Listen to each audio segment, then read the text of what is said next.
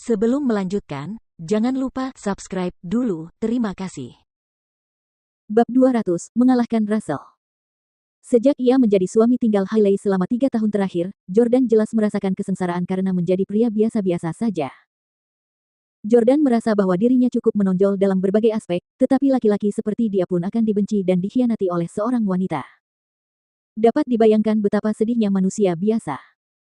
Meskipun Wilson dalam keadaan yang menyedihkan, setidaknya ada wanita cantik yang bersedia menikahinya. Banyak pria ditolak bahkan sebelum mereka sampai pada tahap pernikahan. Tentu saja, alasan Jordan bersedia berusaha demi kesejahteraan manusia bukan sepenuhnya karena ia bersikap suci. Sebenarnya, dia merasa amat bersalah terhadap mereka. Alasannya, sebagian besar alasan tingginya harga properti di negara ini adalah kakeknya. Rumah-rumah di distrik sekolah dan area umum adalah sistem yang diterapkan oleh kakek Jordan. 20 tahun yang lalu, keluarga Stele memiliki sebidang tanah yang luas di beberapa kota, termasuk ibu kota, New York City, dan lainnya. Kakek Jordan lah yang membuat harga rumah meroket selama bertahun-tahun. Ada banyak spekulan di industri real estate, tetapi mereka jelas merupakan operasi tingkat rendah. Kakek Jordan adalah seorang spekulan tanah. Setiap kali ia memperoleh sebidang tanah, ia akan menghabiskan lebih dari 1 dekade untuk berspekulasi, dan begitu nilai tanah naik, ia akan segera menjualnya kepada orang lain. Ia tidak akan pernah mendapatkan dolar terakhir. Keluarga Stele telah meraup sedikitnya 100 miliar hanya dari industri real estate saja, jadi Jordan bersedia mengambil sebagian uang itu untuk melakukan sesuatu bagi rakyat. Russell juga mengangkat gelasnya dengan sedikit lebih hormat ke arah Jordan. Ia berkata, sama-sama. Berbicara denganmu tentang ini juga menyentuhku. Keduanya saling mendentingkan gelas dan menghabiskan semuanya sekaligus. Victoria berdiri di samping dan menatap kedua pria itu dengan rasa ingin tahu. Apa yang mereka bicarakan tadi? Wanita kebanyakan narsis, jadi Victoria mulai bertanya-tanya apakah mereka membicarakannya. Jordan mempersilakan Russell untuk duduk lagi dan memesan makanan lagi. Mereka bertiga lalu melanjutkan minum. Begitu saja, 1 jam lagi berlalu.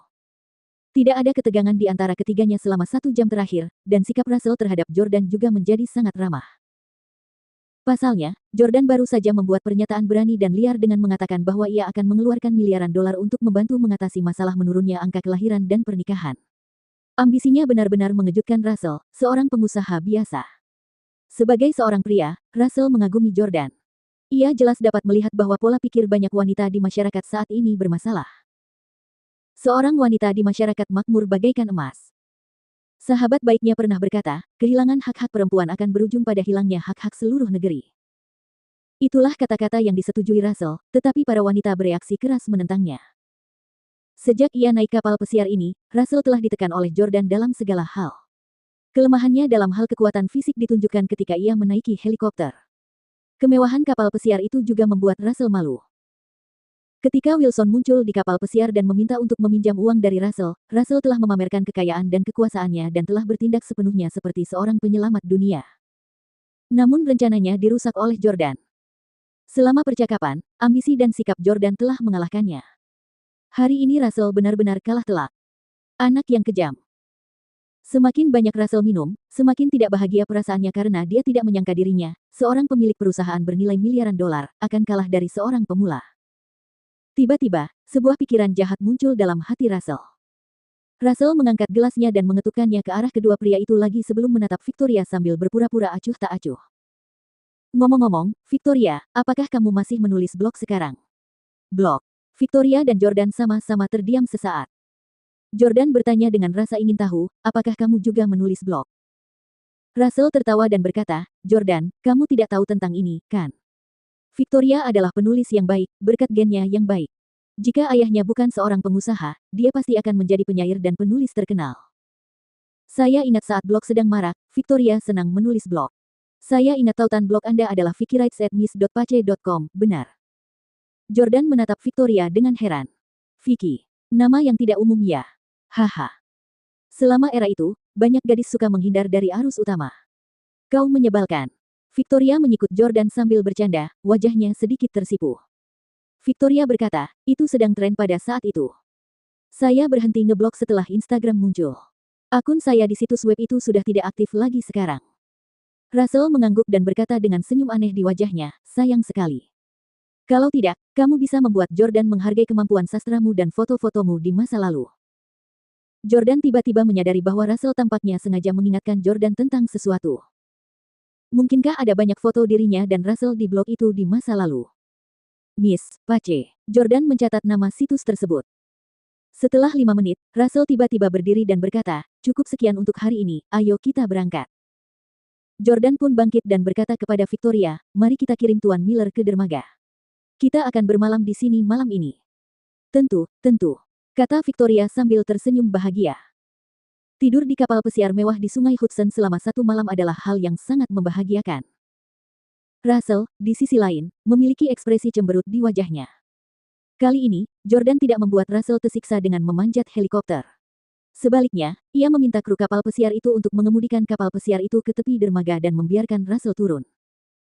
Ketika dia tiba di dermaga, seorang pria berpakaian kemeja dan celana panjang sedang menunggu Russell. Sebelum pergi, Russell berinisiatif untuk menjabat tangan Jordan.